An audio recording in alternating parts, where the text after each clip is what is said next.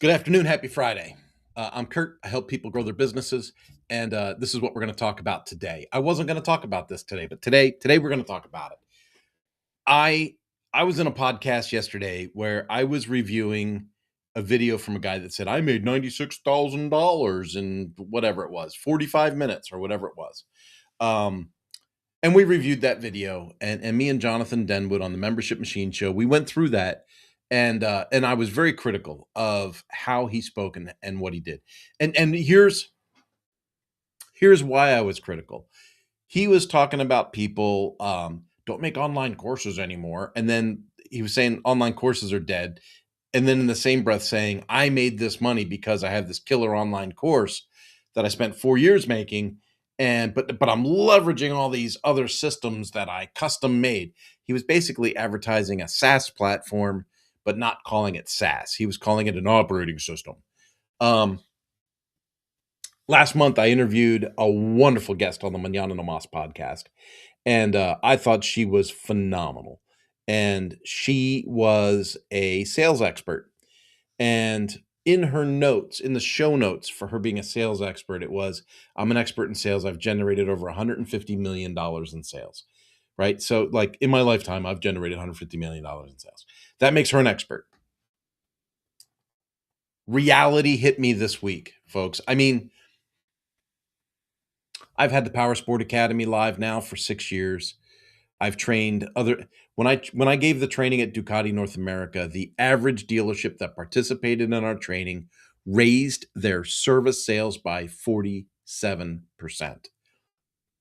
So when I have like this false sense of humility, like, oh, gosh, I'm not the expert, I just understand how business works.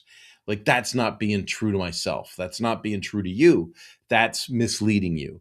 And so I'm sitting here with the Power Sport Academy and working with the Marine Retailers Association and doing some stuff that's really helping dealerships improve and increase their businesses. And I'm listening to other people purport themselves as these big experts.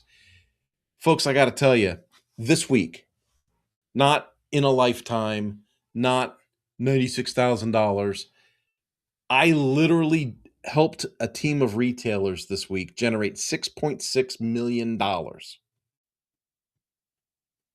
Again, $6.6 million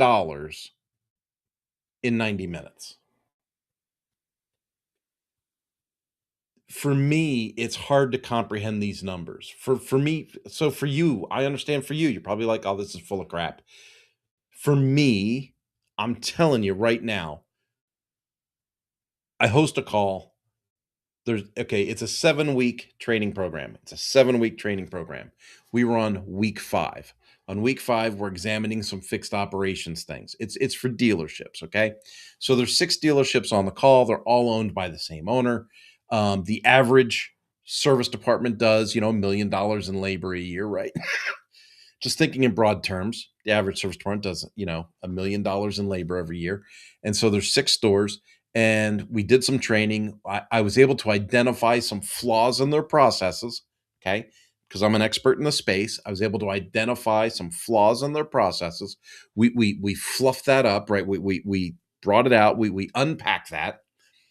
And then I said, I'm just curious, at the end of the training today, by a show of hands, who on this call feels confidently that they can double their service sales in 2026 without hiring any more technicians or capitalizing equipment?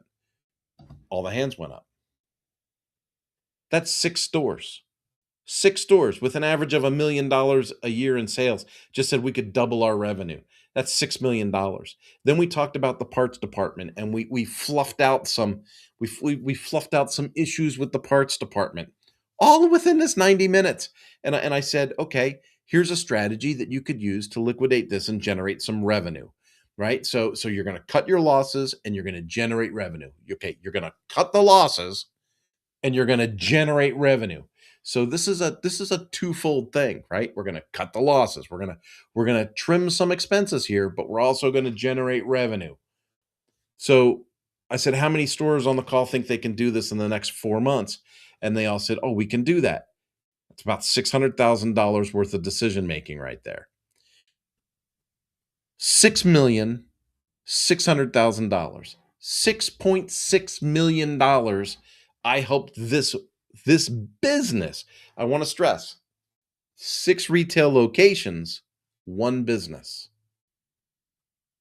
90 minutes on Zoom, $6.6 million in revenue. 90 minutes on Zoom, $6.6 million in revenue. This this this has messed with me so much this week. It's not even funny.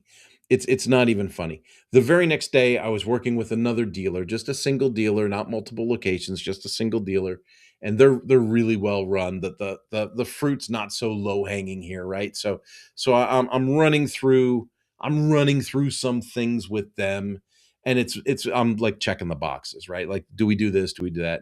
And one of the things was, do we do 100% follow up on our sales customers? And I go, okay, so 100% follow up means we follow up with the customers that buy the boats and the customers that don't buy the boats. And when I said that, all of a sudden they went, oh, and they kind of chuckled. And I said, what are you guys laughing about? And they said, well, we follow up with 100% of the people that buy boats from us, but we really don't have a system for following up with people that don't buy boats from us. So a boat costs about 6 figures. I'm just throwing this out there, right? Let's say that the average boat that this place sells, because it's a bigger dealership, it's a nice place. It's a really nice place, and the guys that run it are super sharp. They're smart as a tack, right? And and um and I said, well, how much is the average boat there is what, like 200 grand? They go, well, yeah. And I go, well, is sending an email or making a phone call worth $200,000? And they were like, well, when you say it like that, you know, folks, so track me here. Tuesday, I generate $6.6 million in 90 minutes. Okay. We have no idea what I generated on Wednesday. Wednesday's another 90-minute session. We're talking, okay, think about the process of buying a boat. Is a boat an impulse purchase? Do you show up Friday afternoon and go, hey, honey, I was thinking about buying a boat. And then Friday afternoon, you tow the thing home and you put it in your driveway, or you take it down to the dock and drop it in the water? That's not a normal sales process when you're talking about something that's 6 figures and more, right? You could have something that's 5 figures, and you're not gonna. It's not an impulse purchase.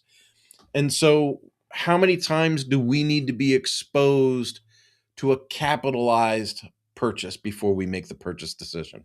So a better way to say this is like, in sales world, in the sales pipeline world, we used to say, like 20 years ago, someone needs to see your brand or see your product 5 times before they make a purchase decision to purchase it, right? And that was like 20 years ago. Now, 2026, how many times does someone need to see your brand or be exposed to your brand or see your product before they make a purchase decision? And there's experts out there that are going to tell you it's 13 to 15 times. 13 to 15 times. So if someone shows up at your dealership and they ask some questions and then you let them leave, right? They leave, right? You're not going to kidnap them, right? And you let them leave, but you never call them. You never email them. You never text message them. You just let them go. What are the chances that they might stumble into another dealership and make a purchase with someone that does follow up with them? Pretty high, pretty high. And so when we had this conversation, I was kind of flabbergasted because, again, these guys are super sharp, sharp as a tack. I was kind of surprised. And you know what? I started out hard and heavy today. So if you're here, if you're live, like James is, go ahead and let's do, hey James. Hey James. Go ahead and put your comments into the chat. I would love to meet you, talk to you, engage with you. What and if you've seen this on the replay, do it.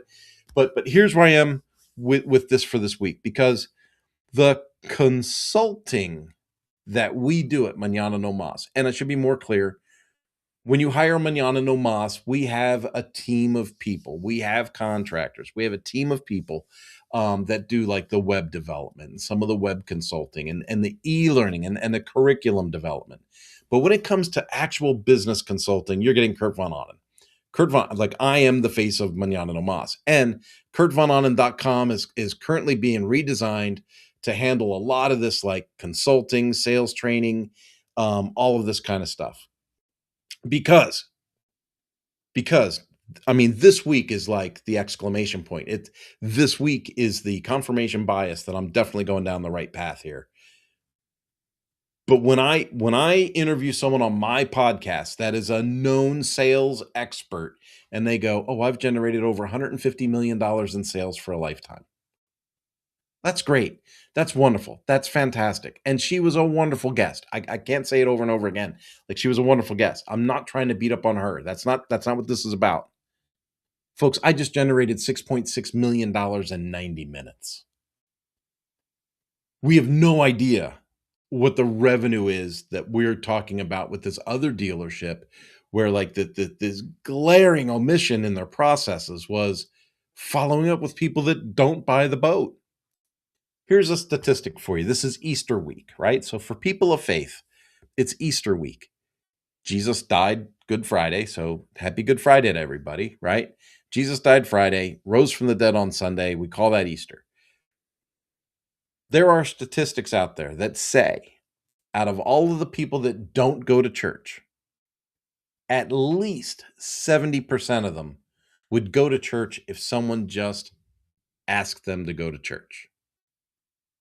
They don't want to walk in on their own. They don't want to find their own church. They don't want to try and figure this thing out. They know there's a higher power. They know there's a God. They just don't have a relationship with God. And they're not really sure who this Jesus guy is, but they're open to it. And they would go to church if somebody asked them.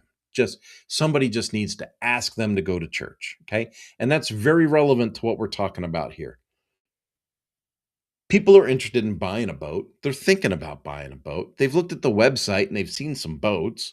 They've looked on Facebook Marketplace and they've seen some junk that people call boats. And they go, no, I'd rather have a new boat, right? And then they stop at a dealership and they kind of ask some questions and they look around and they kick the tires on some of the trailers.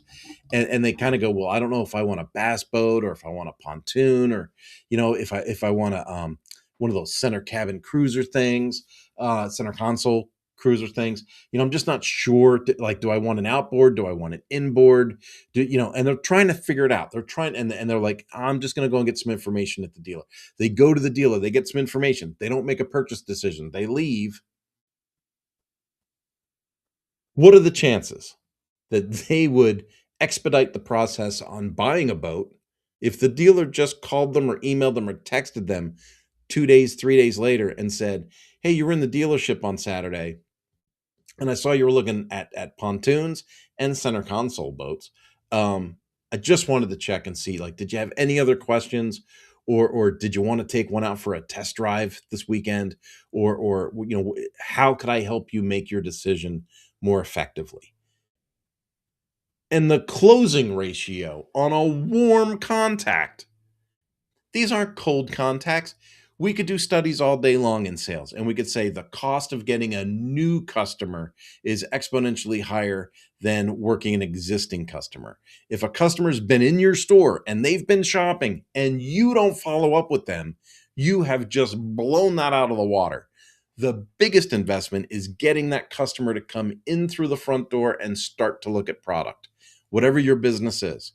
You could go to any retail business and say, what is your customer conquest value? What is your new customer, acquisition value? And then what is your repeat customer value?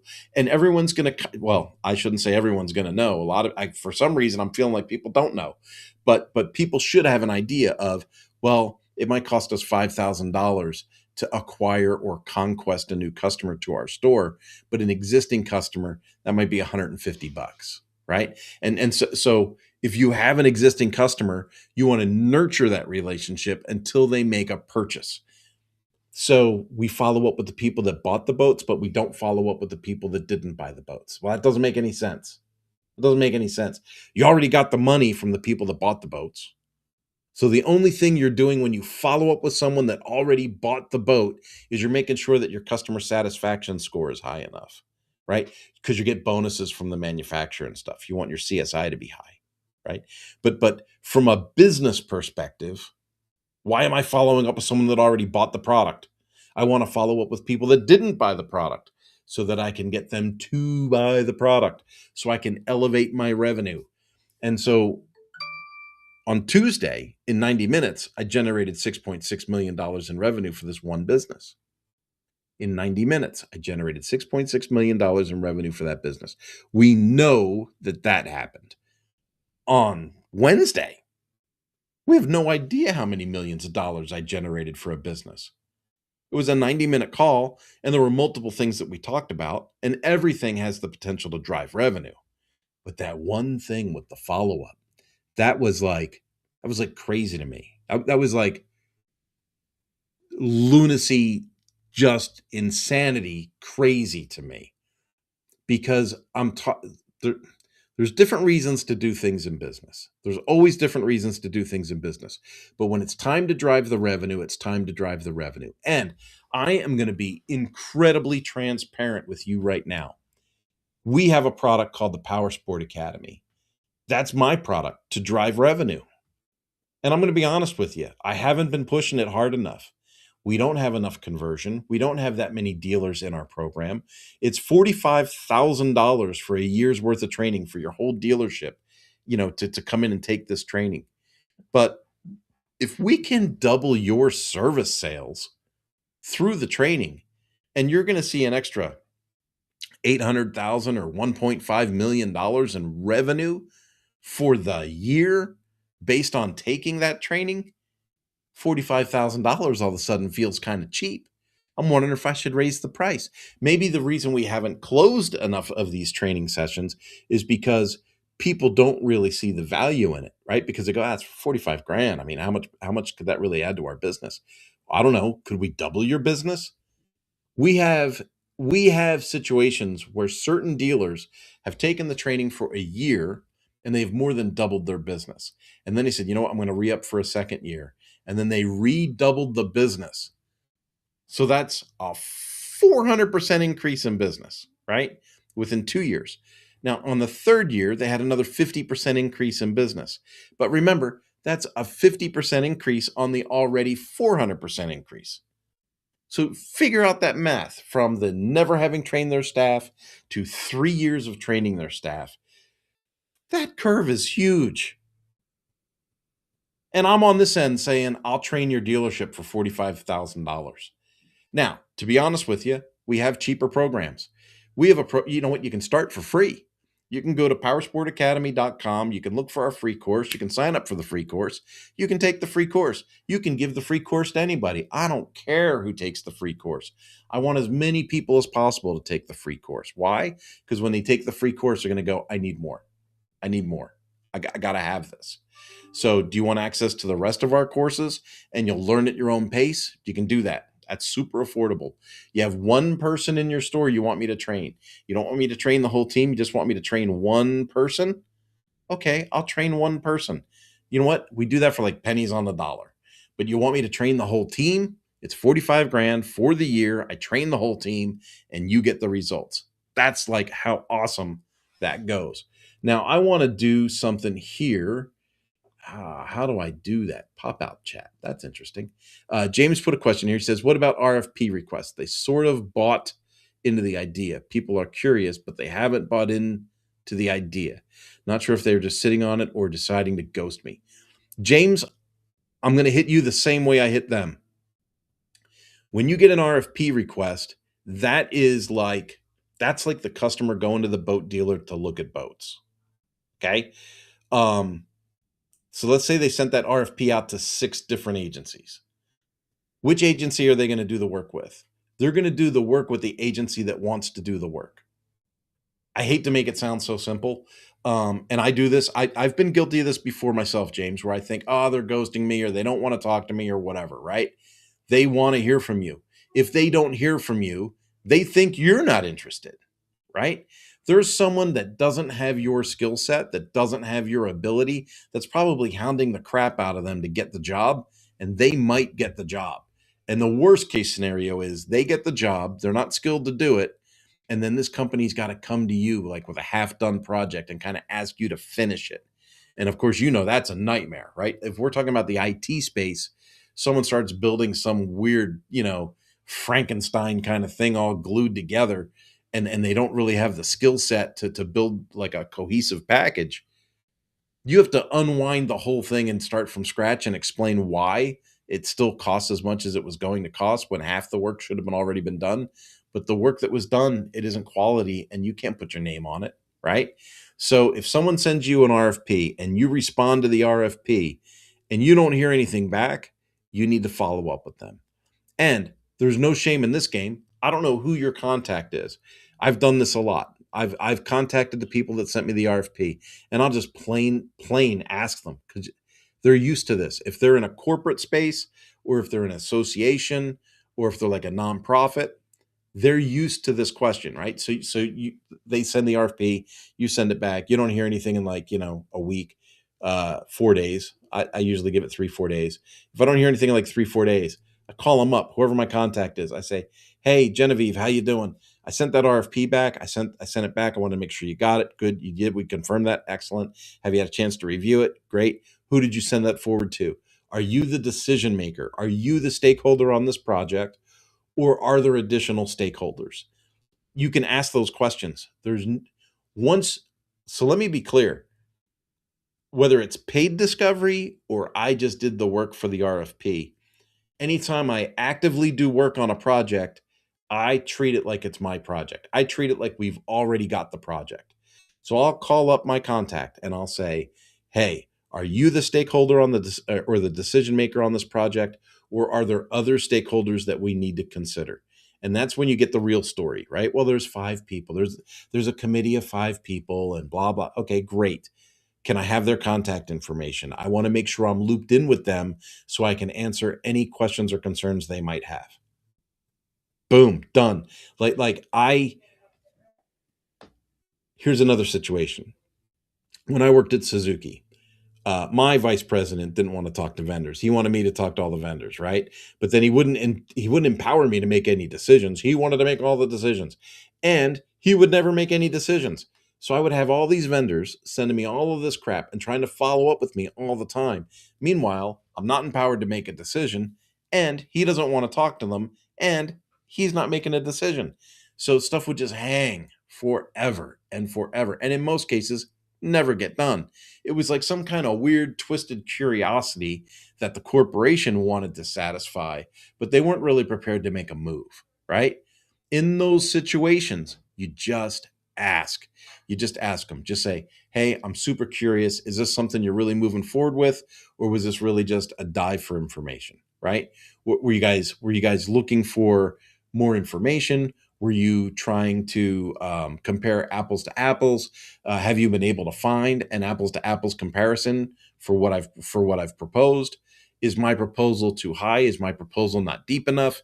Do we really need to consider um, a paid discovery? Because you tell them, say, "Hey, I satisfied the need of the RFP, but I get the feeling you're looking for something deeper. If you're looking for something deeper, I'd be willing to do some paid discovery so that your RFP could be more."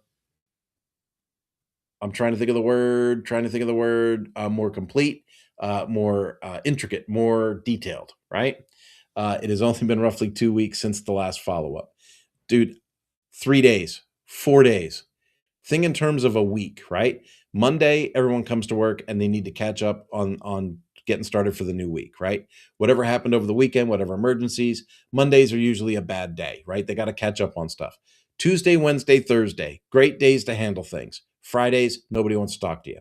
Friday, everybody wants to figure out how they're going to leave the office early. So, to me, our business week for sales and communication is really just Tuesday, Wednesday, Thursday. And so if I submit something on a Monday, I'm going to follow up with them on a Thursday. I'm not going to follow up with them on a Friday because they don't want to talk to me anyway. If I submit something on a Tuesday or a Wednesday, I'm not going to follow up with them on a Friday or a Monday because those days are traditionally bad days. I'm going to follow up with them Tuesday morning, right? So those are the ways that I kind of work things in my head. I know that Fridays I'm going to get blown off, and Mondays I'm not going to get true consideration because they're distracted. So Tuesday, Wednesday, Thursday are the main days that I can get things done. And then I try to orchestrate my days and my follow ups based on those. I used to do some outside sales, and I know that outside salespeople are hungry. They're wolves, right? And they'll be like, "I'll follow up with any. I'll call somebody on a Saturday afternoon. I don't care." Rah, rah, rah, rah." I'm not like that. I literally would like not work on Mondays and Fridays, and I would just focus working on Tuesday, Wednesday, Thursday. My numbers stayed the same, almost the same. If I took Monday and Friday off, my numbers stayed almost the same. Like I would go mountain biking on a Monday before I would call a a prospect. And some people think that's suicide. And some people that see this might think that I'm crazy, and the comments might light me up. I don't know. But Tuesday, Wednesday, Thursday are productive sales days. So you'll notice, I think you and I talked about this before, James. Fridays, I schedule kind of light. I usually do a podcast with Toby Crines. You know, we do the WP Minute Agency Action Show. We usually record that on Friday mornings, and then I schedule light. And I'm just there in case something comes up with a client. Like I'm just there, and maybe that's the day I go mountain biking or road biking or something like that, or do something awesome on the grill. I am real busy Tuesday, Wednesday, Thursday. I'm just knocking things out. Mondays is a great catch-all day for me, right? I'm usually pretty organized with my time, so Mondays is a great catch-up day. I'll work extensively. Like maybe I'll pick a Monday and do like some AI deep dive on restructuring the Kurt Von Onen website or something like that. But that's how I run my week. And I'm pretty sure you know Thursdays for me are my nightmare day. That's when I do like 5 or 6 straight Zoom sessions on Zoom and StreamYard, screen sharing time. I do that on Thursdays. So busy days. James, you're making me feel bad, James, because I want to light you up a little bit. Um, if the moment that you touch an RFP, the moment that someone sends you an RFP and you open it and you start to review it, that's your job. You got that job. Like you have to live like you already got it. You send in, and the number's the number, doesn't matter, right? You put the proposal out there, you send them the proposal, and you follow up and you hunt it down until they write you a check. If the RFP is a detailed RFP, if they're asking a whole lot of bullet points and there's no dollar amount on that RFP, right? A lot of times what I'll do is I'll respond back and I'll say, "Hey, this is a surface proposal that'll get us started, but you've got a lot of details in here that need answers, and those answers would only come through paid discovery." And so now the reason I do that, how many other agencies will have the testicles to say this requires more work and you're going to have to pay for it? Not many, right? So a lot of people are going to send in their proposal with answers. I'll do it for 5 grand. I'll do it for 7 grand. I'll do it for 10 grand. I'll do it for 12 grand. And then I send in a thing that says, you've got a lot of gaps in your request for proposal. In order to fulfill those gaps and give a complete answer, we're going to need to do paid discovery. That's going to be $2,000. And you could use that paid discovery to amend your RFP and shop for other agencies if you choose, right? Then they go, "Oh, that's a good idea. Here's 2 grand." So I get 2 grand out of it anyway. And then I create the proposal in a way that makes it like foolish to not choose Manana No Mas, right? This is our stack. This is what we do. This is how we handle this. Blah. And I put that whole thing into the proposal and I write the proposal for them so they can share it with other agencies if they choose. But by now, it's already a warm prospect. I've got like an 80% chance I'm going to close that gig, and I'm not going to be the cheapest. I'm not going to be the cheapest because I've already demonstrated that I'm the best. If it's a simple proposal and you can just knock it out without the paid discovery, knock it out, but then make sure you follow up on it as if you've already got the job. Yeah, and you said you've already sent it. Perfect. Hit them up, dude. Hit them up. I know it's Friday and it's a holiday weekend, so it's kind of rough and it's been a couple of weeks, but I would make sure in your calendar, Tuesday, crack of dawn, Tuesday, you're following up with your contact at that proposal source and just ask them, are you the stakeholder or are there other people that I can talk to about this project? Bada boom, bada bing. Man. So, so I was at an event for the chamber last night, and this is going to take us back to how I opened up this call. I was at the Chamber of Commerce last night, and it was hosted at a car dealership. And the car dealership owner was there, and we just bought a car from this dealership, so that makes it real easy to talk to people. And so we just bought a car there, and we're talking, and the guy goes, "So what do you specifically do at Manana No Mas?" Well, that's a trick question for me, right? And I said, well, we do a lot of business consulting. We do a lot of e-learning and membership websites.